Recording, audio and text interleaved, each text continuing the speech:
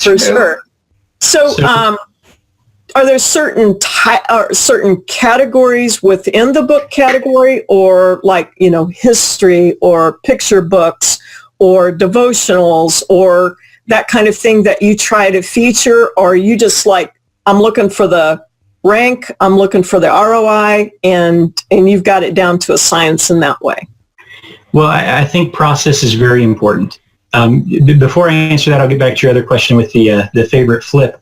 We had a recent situation that it was a couple bookstores that we worked with on a regular basis. We'd worked with them over the years, and they called me up and they said, hey, we're going to go out of the book business. We don't know what we're doing. It's not going well. So we just want to sell you everything.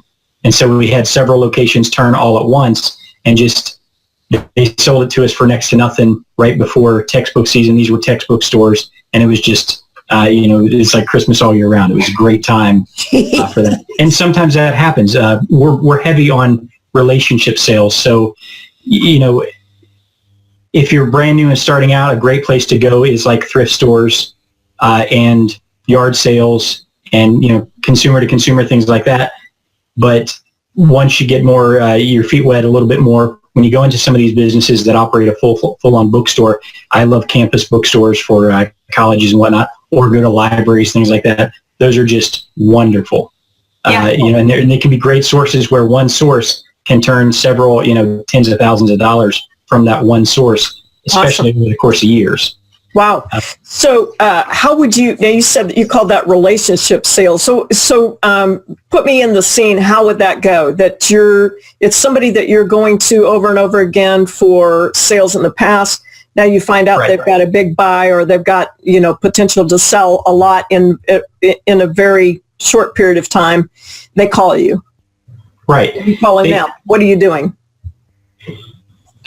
So to establish the account, I'm just trying to be very straightforward, very clear, very folksy and relatable. Just relatable. Yeah. I try to study Anitra all the time and say, how do I get more relatable and less robotic sometimes or whatever, because I'm like, you're the process guy. Like you. Yeah. Yeah.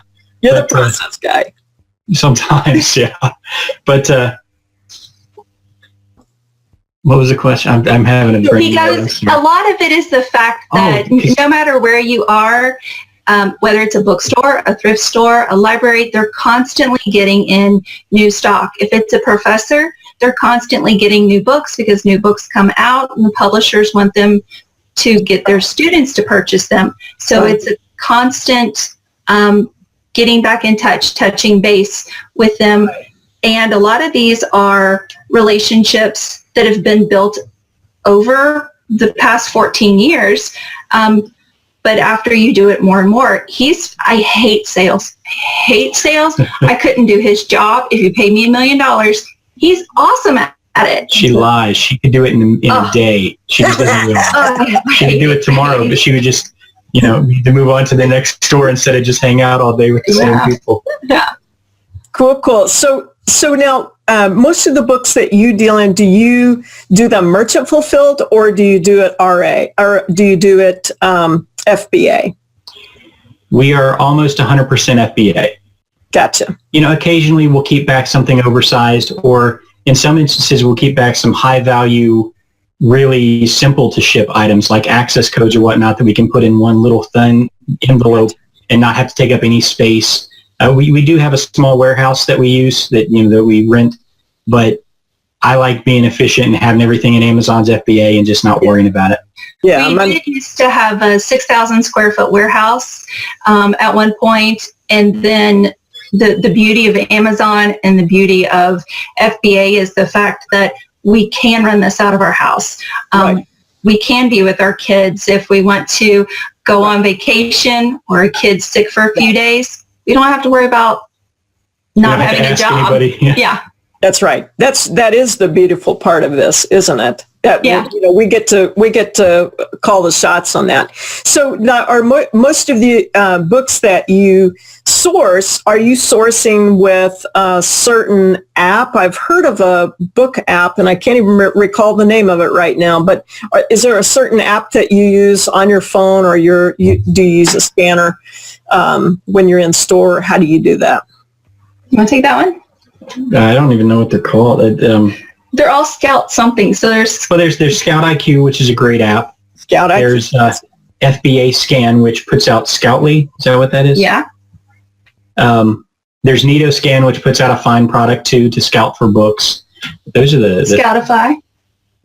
Yeah, Scoutify is Inventory Lab. Okay, yeah. The reason I don't use Scoutify so much, nothing against them, but it's just a live lookup. I love my database to be downloaded because when I'm on a campus, I'll be in a concrete fortress and not have reception reliably. It's so spotty that I have to have it downloaded and all that. And it's so much quicker. And I've had this argument before with other booksellers where they're like, well, live lookup's fine. It only takes a few seconds per book. And I always tell them, well, you're looking up that one book for 7 seconds. And I've evaluated, at least 10 or 15 while you're looking up that one book because it's boom, boom, boom. You're being efficient matters. Yeah. And it does. And it sounds to me like you're talking about a volume-based business too. So you're working a lot of volume. How many SKUs can you estimate how many SKUs you have live in your inventory right now? Well, right now I think we have about 5,600, but those are individual. Right. Sure. We might have multiples under those, but not a lot. Right. There are some sellers that have very wide inventory. From our perspective as coming from online arbitrage and retail arbitrage, and those are heading, gaining capital to go into private label, where private label, you might only have 50 active SKUs in your whole seller account. And retail arbitrage, online arbitrage, you're going to have a couple of thousand, but in book selling, you're going to have quite a few. And so you're talking about that 7 seconds, Nick. It's very important. That matters. It does matter. Absolutely. So Gary Ray always says, learn the tools, master the art. So what scanning tool have you learned and mastered that you prefer? Should I get my rig? I could get the little stuff. Okay. Get your rig. I'll go He'll go get that. But all the guys on there are applauding right now. They're absolutely. But like Nick said, he loves it's the Scoutify, right? Scoutify, which was FBA Scan, because you can download it. I think you and I had talked about it for retail arbitrage, and I went out and tried it. Now, one, I don't really do retail arbitrage. I realized very quickly I suck at it, and I started scanning stuff and nothing came up. So I don't have an answer for you yet if it works for clothes and shoes, but it works for books. I do know that. Right. And I think that's important, that you don't necessarily want to take a tool that you're using for OA and RA that works. Well, for RA, for example, retail arbitrage, a tool that works for retail arbitrage, and try to press it into working for this book category when there's already something that is working better. I think it's important to get the right tools in place. Otherwise, I know you can discourage yourself very quickly when it takes too long to get the inventory you need. Get that bought and then back home and then listed, shipped, and sent into FBA. So show us your cool tools, Nick. This took years. I mean, I think this is the best setup completely that we've ever had, and we've had a lot of different setups, but this one is probably our favorite. What are you doing? I'm just gonna. So yeah, I put my cell phone in one of these guys with the. It's a wristband. Oh right. So it's not an armband up here. No. It has the ability to turn. Nice. And I can have my scouting software on there to where I can see everything, and I can also listen to audio prompts either through Bluetooth or through the headphones or whatnot. And so Velcro works great Oh, yeah. on Velcro's cameras. great. Hook and Awesome. loop, sorry. Hook and loop. And you've got a fingertip scanner? Yeah, I just, this is a ring scanner that I use. It keeps my hands free so I can adjust any bookshelves I want and be able to move through it quickly. Awesome.